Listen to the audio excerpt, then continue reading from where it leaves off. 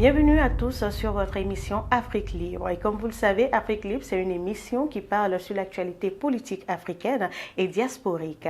Et je suis avec mon co-présentateur Senami Kosiwede. Bonjour. Bonjour Maoulé. Vous allez bien? Ça va. En plus de vous, nous avons sur ce plateau notre chroniqueur politique qui n'est plus à présenter. Il s'agit bien évidemment de Kémy Séba. Bonjour, vous allez bien? Bonjour Maoulé. Ça va? Ça va super bien. Alors aujourd'hui, on le fera sur deux thématiques. Le premier, on parlera des propos de Kagame sur le génocide qui a eu lieu dans l'Est de la RDC. Et dans un deuxième temps, nous parlerons du sommet qui a visé sur l'économie africaine.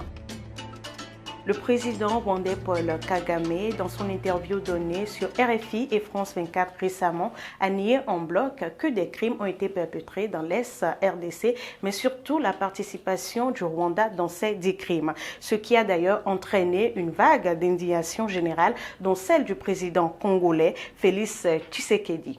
Alors, nous allons demander à notre chroniqueur Kémy Séba quelle est sa vision sur la question. À travers cette affaire, j'aimerais qu'on réfléchisse tous en tant qu'Africains sur notre devenir et sur ce que signifie la réussite, le développement. Monsieur Kagame, j'ai observé cette interview et à un moment donné de l'interview sur France 24 et RFI, j'ai eu envie de casser mon écran. Monsieur Kagame nie la participation de troupes rwandaises à des crimes en RDC. Monsieur Kagame nie même l'existence d'un génocide en RDC. Ce qui est intéressant de souligner, c'est que le Rwanda est le premier pays exportateur de coltan. Le premier. J'ai une question simple à poser. Est-ce que le Rwanda produit sur son sol du coltan? La réponse est non. Pas suffisamment, si c'était le cas, pour être le premier exportateur de coltan. Si vous dites que vous êtes les champions d'exportation d'un produit et que ce produit-là, vous ne le produisez pas, ça veut dire que vous le prenez ailleurs. Où se trouve le coltan en majorité en Afrique? Ça se retrouve à l'est de RDC, au Kivu. Dans ce Kivu, un génocide a été perpétré. Des hommes et des femmes, par milliers et milliers et milliers, ont témoigné. Ce génocide, contrairement à ce qu'on veut nous faire croire, continue aujourd'hui. Les survivants de ces viols, de ces drames, témoignent de présence de milices rwandaises qui sèment la terreur, qui tuent, qui détruisent, qui assassinent, qui violent, qui pillent. Ces milices-là n'agissent pas aveuglement, elles sont dirigées. Dirigées par quelqu'un qui a tout intérêt à ce que cette région soit déstabilisée. Parce que quand le chaos règne, c'est là où vous pouvez piller. C'est comme ça que le colon a fait, et c'est comme ça que le régime Kagame fait de manière bien plus violente encore vis-à-vis de ses propres semblables africains. Alors quand M. Kagame met en doute le propos du docteur Denis Mukwege, en disant que le docteur Denis Mukwege, parce qu'il a reçu le prix Nobel de la paix, je ne veux pas cacher, je fais partie des gens qui, lorsque j'entends que quelqu'un reçoit le prix Nobel, quand on sait aujourd'hui la forfaiture et l'escroquerie que symbolisent ces titres internationaux, je prends toujours du recul, voilà, je suis toujours entre guillemets sceptique sur ces titres, mais pas sur la qualité du docteur Denis Mukwege, parce que même un aveugle saurait voir le travail historique et extraordinaire qu'il fait. Mais quand Kagame, le président Kagame, dit que le docteur Denis Mukwege est manipulé par des forces invisibles qui se servent de lui pour attaquer le régime Kagame, des forces invisibles qui lui auraient donné le prix Nobel de la paix, j'ai envie de questionner M. Kagame en disant ces forces invisibles, c'est lesquelles? Celles qui ont placé Kagame là où il est? Celles qui ont poussé Kagame à pouvoir déstabiliser la sous-région pour se partager les richesses en tant que telles de cette sous-région? Parce que Kagame n'a pas fait relever le Rwanda du chaos jusqu'à aujourd'hui gratuitement. Ça s'est fait d'une certaine façon, avec une certaine méthodologie. Ça s'est fait avec le conglomérat britannique, états-unien, israélien. Pourquoi M. Kagame n'en parle pas? Quand il parle des forces invisibles, de quelle force parle-t-il? Aujourd'hui, il y a des millions de femmes, des millions, qui ont été violées dans cette région. Aujourd'hui, il y a des milliers, pour ne pas dire des millions, et il faut le préciser, oui, des millions de personnes qui ont été assassinées dans cette région pour voler le coltan, pour détruire cette zone. Donc M. Kagame fait du révisionnisme. Il prétend que ceux qui disent cela sont dans une stratégie ou de la théorie du double génocide, en disant qu'il y a eu un génocide d'un côté et qu'il y a eu un génocide de l'autre, et il balaye ça d'un revers de main. Mais si, il y a un génocide en RDC. Et M. Kagame a une très grande responsabilité dedans. Et c'est pour ça, ma chère Mawele, comprenez-le, ne le prenez pas mal, mais quand on dit que le président de RDC, Félix Tshisekedi, a réagi, je suis désolé, il a réagi avec une très grande timidité, une très grande tiédeur. Et nous le savons, je le connais un peu, je sais qu'il est beaucoup plus opposé que cela, officieusement, à ce qui se passe en RDC, d'accord, par rapport à la prédation de l'oligarchie, je dis bien l'oligarchie rwandaise, et non pas de tous les Rwandais aussi, on y reviendra peut-être tout à l'heure, mais il est confronté au poids géostratégique qu'a le Rwanda dans cette sous-région. Mais je dis, en tant que panafricaniste, on ne peut pas prôner le développement en assassinant, en violant, en détruisant ses semblables africains. Ce que Kagame représente à l'échelle africaine, quand j'entends des prétendus penseurs africains, des prétendus responsables politiques africains chanter les louanges de Kagame en disant que Kagame est un grand, Kagame est un géant, alors que c'est un des plus grands oppresseurs vis-à-vis de son peuple. Il faut voir comment le prolétariat rwandais est traité d'un côté, et il faut voir ce qu'il fait en RDC. Kagame est un cauchemar pour les Africains lucides. Un criminel politique, je le dis et je l'assume. Et j'espère qu'un jour il sera traîné devant les tribunaux pour le chaos qu'il fait opérer actuellement et depuis un certain nombre d'années en RDC. Tant qu'on ne dit pas les choses avec vérité, je sais que je vais risquer des choses en disant ça, mais il faut qu'on ait le courage de le dire. Vous parlez de développement matériel, vous tuez les gens. Qu'est-ce que vous voulez créer? Une société civilisée ou un cimetière? À un moment donné, il faut s'interroger sur la situation que connaît cette région, sans quoi on ne pourra jamais avancer. Un pays qui ne produit pas le coltan, mais qui est le premier exportateur de coltan. De l'autre côté, le pays voisin qui est complètement détruit à l'est, détruit par la malgouvernance aussi congolaise, entretenue par l'oligarchie rwandaise, disons-le, et par la corruption congolaise. Ces choses-là doivent changer. Le docteur Denis Mukwege, mettons les histoires de prix Nobel à part, doit être soutenu. Et aucun panafricaniste digne de ce nom ne devra avoir le toupet de citer Kagame en exemple, parce que le développement du Rwanda n'est pas le développement génial, matériel de quelqu'un qui bosse pour bosser, c'est quelqu'un qui a été soutenu par toute l'oligarchie occidentale pour que ce pays soit le laboratoire de la déstabilisation de la sous-région, de la destruction de l'Est du Congo. Donc on ne dit pas ces choses, tout le reste c'est de la périphérie argumentative. Je suis désolé de parler avec le cœur, mais il était important de rappeler ces éléments fondamentaux. Monsieur Kemi Seba, on l'aura compris, M. Kagame, loin de là, il n'est pas un saint. Mais au-delà de sa personne, est-ce que cette déstabilisation de l'Est, de la RDC, qui est l'un des pays quand même centraux, des pays phares de l'Afrique, ne pose-t-elle pas, selon vous, un problème un défi sécuritaire pour vraiment la préservation des frontières de nos États africains, qui, un matin ou un autre, peuvent se retrouver à être déstabilisés par le voisin du jour au lendemain? Est-ce que cela ne pose pas un problème d'incapacité de certains chefs d'État à sécuriser leurs frontières et au-delà de leurs frontières, à sécuriser les personnes et les biens de leurs États respectifs? La vraie problématique, mon cher Senami, à mon sens, ce n'est pas simplement la question des frontières. Parce que si on n'avait pas des criminels politiques comme Kagame à la tête de l'État, si on avait des gens qui étaient bien mieux intentionnés, l'intégration africaine et la libre circulation des Africains serait un trésor. C'est quelque chose pour lequel un certain nombre de gens se battent. Vous savez que je suis à la pointe de ces questions-là, du moins j'en ai fait mon destin. Donc le problème n'est pas la libre circulation et accentuer les gardes aux frontières à la base. Le problème est quels sont ceux qui ont intérêt, en réalité, en effet, à déstabiliser la RDC. Frantz Fanon parlait de la RDC comme étant le cœur du continent africain. Le cœur est aussi, lorsque on transforme la position du pays, ça peut être un pistolet dangereux. Ça peut être la gâchette. Tout à fait, pour être plus précis. Le pistolet étant l'Afrique, pour être plus précis, et la gâchette étant le Congo. Et certains ont tout intérêt à ce que la gâchette soit brisée à jamais.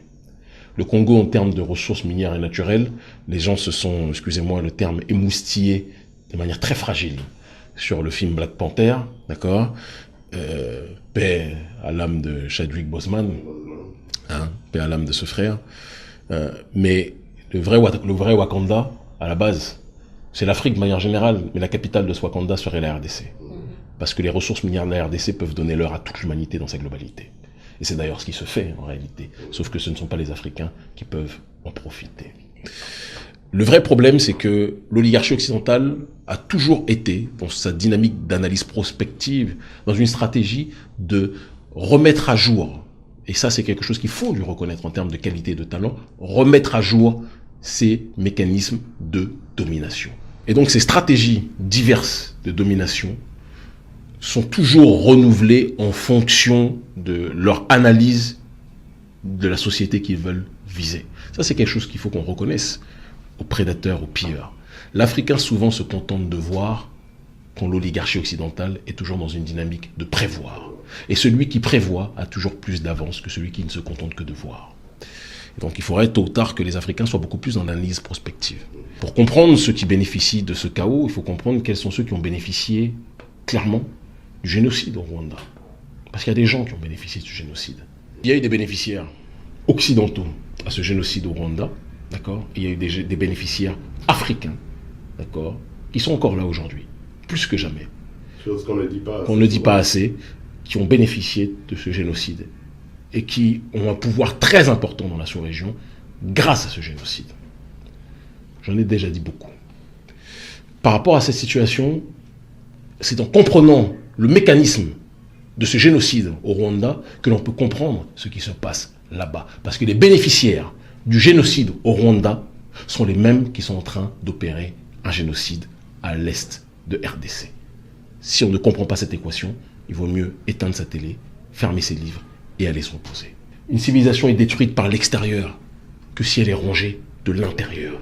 Si l'oligarchie occidentale réussit à déstabiliser cette zone, c'est parce qu'elle a des traîtres et des criminels africains qui sont contents de jouer ce rôle.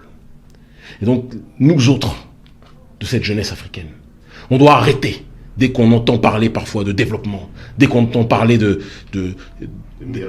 miracles rwandais, etc., de dire oui, c'est comme ça, c'est de ça dont on devrait s'inspirer. Parce que la manière dont le Rwanda s'est développé n'est pas une manière que je recommanderais pour quelconque pays africain. Le Rwanda sans les États-Unis, sans la Grande-Bretagne, sans Israël, ne serait pas ce qu'il est aujourd'hui. Le Rwanda sans la destruction et le viol de millions de femmes en RDC ne serait pas ce qu'il est aujourd'hui. Et à ce sujet, si vous le permettez, je terminerai par là. J'aimerais qu'on puisse interroger la responsable des femmes victimes de viols à l'est de Kivu. Elle a un petit témoignage à donner. Ma sœur, si vous nous entendez, bonjour. Est-ce que vous pouvez réagir sur les propos du président rwandais Paul Kagame, qui nie la présence de forces militaires rwandaises en RDC, d'accord, à l'est de RDC au Kivu, et qui nie même l'existence d'un génocide? Est-ce que vous pouvez, s'il vous plaît, vous prononcer sur cette question? Bonjour, monsieur Kemi Seba. En fait, le propos du président Kagame, c'est une humiliation de plus pour toutes les femmes violées comme moi à l'est de la République démocratique du Congo. Dire que les militaires rwandais n'ont jamais foulé leurs pieds à l'est du pays, c'est vouloir nier la vérité. Qui a tué les personnes à Katogota? Le massacre de Katogota, qui a tué 2 personnes, qui a enterré les femmes vivantes à Kasika, qui a enterré les femmes vivantes à Mwenga, qui ont violé les femmes, qui ont subi la même chose en 2004 à Bukavu, dans la ville de Bukavu. Je pense que ces propos viennent remuer la plaie des nous survivants de violences sexuelles, parce que jusque-là, on n'a jamais obtenu justice, jusque-là, on n'a jamais été reconnu. Et je pense que c'est le moment que l'État congolais puisse prendre ses responsabilités à main et que sincèrement, il puisse se prendre en charge, quoi. Moi, je pense que c'est pas seulement l'humiliation de nous en tant que victimes de ces atrocités, mais c'est en même temps une grande humiliation pour le gouvernement congolais. Et donc, comme vous l'entendez, cette dame confirme les choses que nous savions. Elle a vécu, elle a été violée, elle est la responsable, la représentante d'un certain nombre de femmes qui ont été violées, ce sont évidemment des milices rwandaises, évidemment des militaires rwandais qui contribuent à effectuer ces exactions. Et donc je le dis et je le répète, Kagame n'est pas... J'étais beaucoup dans la retenue auparavant. Je le critiquais, tout le monde le sait, depuis de nombreuses années. Mais ce qui s'est passé là, il a dépassé les limites de l'acceptable. Kagame est un ennemi de ceux qui veulent la paix et la stabilité en Afrique. Le développement en assassinant ceux autour de vous, ce n'est pas du développement. Et c'est quelque chose qui, tôt ou tard, devra trouver rétribution. On bondit à présent sur la deuxième thématique. Un certain nombre de dirigeants africains se sont réunis ce mardi 18 mai pour un sommet à Paris sur invitation du président français Emmanuel Macron visant la relance de l'économie africaine qui, à en croire l'initiateur du dit sommet, aurait été durement frappé par la crise du Covid-19. Vérité ou élucubration, notre chroniqueur attitré Kemi Seba nous édifiera amplement sur la question. Alors Kemi Seba, qu'est-ce que vous en pensez de ce sommet économique? Alors ma chère Maoulé, mon cher Sénami, on ne peut pas parler du sommet de l'économie africaine à Paris sans parler de ce que revêt en termes de connotation politique ce sommet. En sciences politiques, on parle d'un principe vieux comme le monde dès lors que l'on analyse les actions occidentales hors de leur zone d'influence initiale. Et donc leur rapport vis-à-vis des autres peuples, on parle souvent de l'impérialisme de la vertu. L'impérialisme, c'est la prédation, la domination, le pillage. La vertu, c'est donc, si on juxtapose ce deuxième terme au premier, c'est donc agir comme un prédateur, mais se présenter comme un sauveur.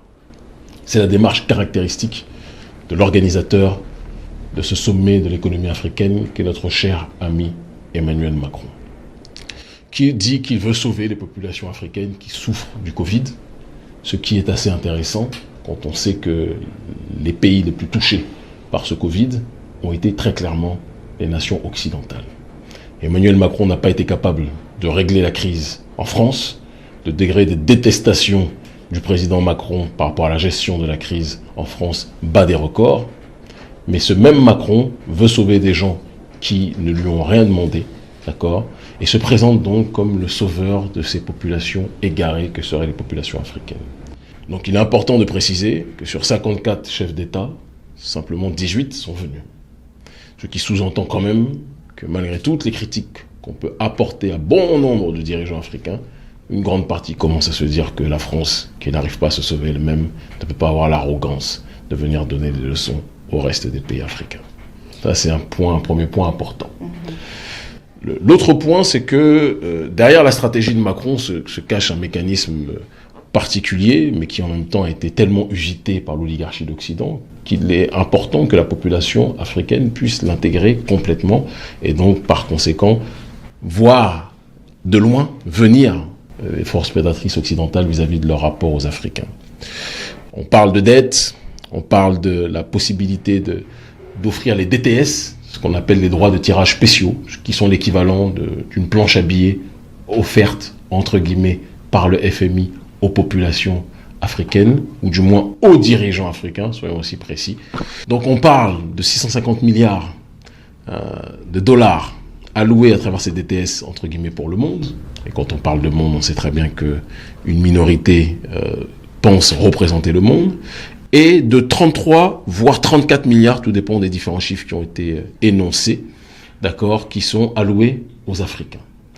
Donc, quand Macron parle du fait d'aider l'Afrique, sur 650 milliards, 33 milliards sont alloués aux Africains, assez intéressant. On est un détail de l'histoire en réalité. Et c'est pas plus mal parce que tout ce qui vient du FMI n'est pas un cadeau. Et de l'autre côté, il est important aussi de préciser que quand ces DTS sont alloués à la population africaine ou aux États africains, en réalité, à travers ce prêt, les dirigeants ont l'obligation, c'est tacite, mais c'est compris de tous, d'acheter la production émanant des nations qui, via le FMI, offrent ces DTS. Vous comprenez? Et donc, on parle du fait qu'on aide l'Afrique, mais en réalité, on force les nations africaines à acheter systématiquement des produits qui pourtant sont produits localement, mais à les chercher à l'extérieur de nos propres nations. Ce qui accentue la dépendance, puisque comme le disait Sankara, une nation ne peut être libre qu'à partir du moment où elle est capable de pouvoir vivre de sa propre production. Donc on endette en disant que ce n'est pas endettable, on encercle, on asphyxie nos populations, on leur dit qu'on vous aide, on vous fournit la planche à billets, mais dans la réalité structurelle des faits, ce pourquoi on vous dit d'acheter, c'est la production qui n'est pas la vôtre, c'est celle de nations occidentales qui ont besoin eux aussi de revitaliser leur économie. Et donc en faisant croire, et je terminerai par là, que la France, à travers Macron et à travers le FMI, aide les nations africaines, l'extraordinaire escroquerie, c'est qu'on force les nations africaines à acheter uniquement et systématiquement vis-à-vis des nations occidentales et particulièrement françaises. Ce qui permet à Macron, qui a un bilan économique chaotique en France, de pouvoir revitaliser un petit peu son économie à travers ses esclaves africains, parce que c'est de ça dont il s'agit, d'accord, qui ne sont pas capables de valoriser leur propre production. Alors, est-ce que cela veut dire que ces présidents africains qui ont été présents lors de ce sommet économique n'ont pas eu cette vision des choses, leur comportement face à ce sommet, qu'est-ce que vous en pensez réellement? Très clairement, leur comportement est dans le continuum, dans la continuité de ce qui a été pendant trop longtemps effectué par nos dirigeants vis-à-vis de l'élite française. Il y a un syndrome de Stockholm réel qu'il faut noter et qui est sans doute lié aussi aux accords de coopération, entre autres, et qui pousse nos présidents, nos dirigeants, une partie d'entre eux en tout cas, notamment les francophones, beaucoup plus régulièrement, à ne voir le monde qu'à travers la lorgnière de la France. Et ils oblitèrent le fait qu'à travers la lorgnière de la France, il y a la réalité de la souffrance de nos populations, puisque la puissance néocoloniale la plus grande à l'heure actuelle sur le continent africain, qu'on le veuille ou pas, c'est la France.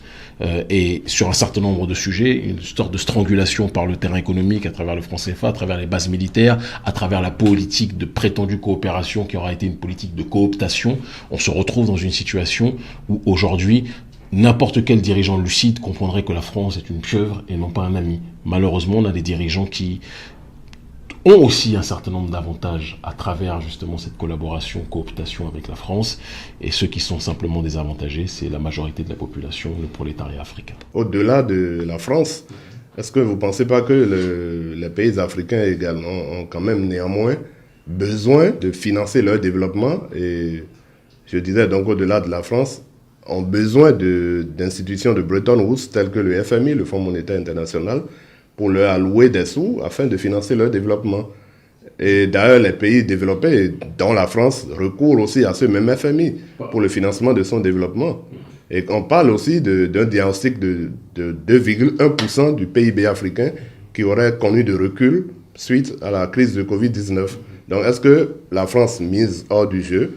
Est-ce qu'il n'y a pas un réel besoin de financement, de développement de l'économie africaine qui ne saurait venir que d'institutions telles que le FMI? Thomas Sankara répondait de la plus belle des manières en disant que les accords de Bretton Woods qui ont entraîné justement la création du FMI et d'un certain nombre de structures internationales ont été effectués pour pouvoir être dans une dynamique de donner la sensation, comme je l'ai énoncé auparavant, d'aider les populations pauvres, alors qu'en réalité, à travers cette pseudo-aide, il y a le processus du surendettement et de la dépendance économique effectuée vis-à-vis de la production des nations qui sont les nations qui, quelque part, orientent la politique du FMI.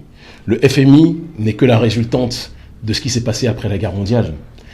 Cette guerre mondiale a donné des vainqueurs. Parmi ces vainqueurs, il n'y avait pas d'Africains. On dit toujours que main qui donne, main qui dirige, ceux qui ont contribué au FMI, ce sont les nations occidentales. Les nations occidentales se sont débrouillées pour que, et on en revient à ce processus de l'impérialisme de la vertu, et c'est très important que nos téléspectateurs l'entendent, qui permet justement que, à travers ce genre d'organisme où on donne la sensation d'aider, on pousse les nations africaines à ne, quelque part, consommer qu'à travers les nations financières de ces institutions internationales, notamment le Fonds monétaire international. On vous pille et parallèlement, on vous fait croire que vous êtes endetté. Et donc, quand vous parlez justement de la croissance qui a reculé par rapport à la crise Covid, il est important aussi de rappeler que si on analyse la réalité de ces faits par rapport aux nations occidentales, la crise économique a frappé proportionnellement beaucoup plus violemment les nations occidentales qui étaient à un niveau beaucoup plus élevé économique et qui ont reculé, évidemment pas au même niveau que les nations africaines, puisque la base de départ pré-Covid n'était pas la même. Donc le véritable problème, ce n'est pas la crise Covid, c'est la situation avant ces réalités. Et j'en reviens maintenant en ce qui concerne le FMI. La France ne sollicite pas le FMI à la même fréquence que les nations africaines le fréquentent. Et la dépendance des nations africaines vis-à-vis du FMI n'est absolument pas comparable à la dépendance de la France vis-à-vis du FMI, qui d'ailleurs met ses représentants comme Christine Lagarde, entre autres, à la tête de ces institutions, et ils ont leur raison, ils savent pourquoi ils le font régulièrement, que ce soit la France ou les autres nations occidentales. Il est important de comprendre la mécanique géopolitique internationale pour analyser l'efficience et la pertinence du FMI. Comme je le disais initialement, le FMI n'existe que parce que les nations occidentales ont eu besoin de renouveler leur stratégie de pillage vis-à-vis de nos populations. Le pillage, parfois, c'est forcer celui que vous voulez voler à acheter chez vous, même quand il n'a pas besoin d'acheter chez vous. En achetant chez vous, alors qu'il a un certain nombre de membres de sa maison qui produisent ce qu'il achète chez vous, il appauvrit sa propre population et il accentue la dette vis-à-vis du prétendu donateur. Ce système-là, appelé l'aide, est en réalité du pillage déguisé. Il est important que les Africains comprennent que quand des gens se présentent en réalité comme des entités voulant vous aider, bien souvent, quand vous avez tout à votre disposition et que ces mêmes entités qui passent leur temps à vouloir vous aider prennent ce que vous produisez de manière bradée et vous vendent à prix élevé en moins bonne quantité ce que vous-même vous produisez localement, celui qui vous aide est en train, en réalité, de vous dépouiller. Et c'est une problématique réelle sur laquelle les Africains devraient réagir. On a des dirigeants qui sont paralysés du cerveau, qui ont une oblitération clairement du cerveau sur ces questions-là et qui ont été formatés pour ne pas être dans une démarche de demander cela. Thomas Sankara a dit qu'il fallait arrêter de payer la dette. Thomas Sankara a dit qu'il fallait prendre des distances avec le FMI et tous ces organismes. Le dernier discours où il a tenu ce propos, il a été assassiné quelque temps après. Ça doit nous donner une réflexion sur la manière de faire. Nana Akufo-Addo, à un moment donné, avait énoncé la nécessité de quitter le FMI parce qu'il savait que c'était du gangstérisme institutionnalisé. Il a par la suite dû se rapprocher un minimum de nouveau de cette institution, mais les dirigeants qui ouvrent les yeux sont très lucides sur ce genre d'infrastructure. On sait que c'est un mal sur certains points pour l'instant nécessaire, obligatoire, mais que tôt ou tard il faudra être capable de couper le cordon avec cette structure qui ne fait que contribuer à l'appauvrissement des nôtres. Les accords de Bretton Woods ont été effectués par les vainqueurs après la guerre mondiale. Et ces vainqueurs-là, il n'y avait pas d'Africains dedans. On était, nous, leurs tirailleurs, mais on n'était pas les décideurs. Et donc, par conséquent, on ne peut pas compter sur des gens qui ont organisé des choses sans nous. Dans l'optique de nous piller, on ne peut pas compter sur eux pour être dans une démarche de nous aider. Merci Kami Seba, vous avez parlé avec beaucoup de passion sur ce sujet. Merci pour votre apport à la question. Merci à vous aussi, Senomi Kosewede, d'avoir partagé ce plateau avec moi. Et c'est la fin de ce numéro de votre émission Afrique Libre. On se retrouve la prochaine fois pour une nouvelle émission.